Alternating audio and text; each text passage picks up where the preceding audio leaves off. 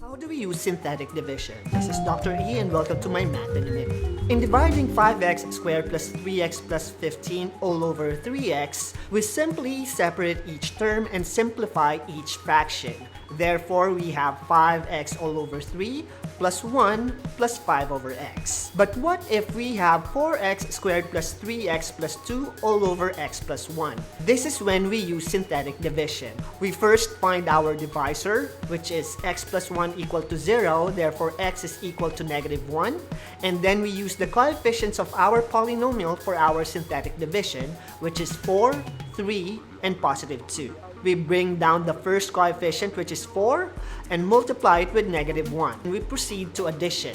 3 minus 4 is -1. And then we repeat the same step. And since the given polynomial has the highest exponent of 2, we subtract 1 from the highest exponent, and that will be our highest exponent for our quotient, which we can simplify into 4 minus 1 plus 3 all over the divisor, which is x plus 1. And this is how we use synthetic division. This is Dr. E, and this is my Math in a Minute. Bye!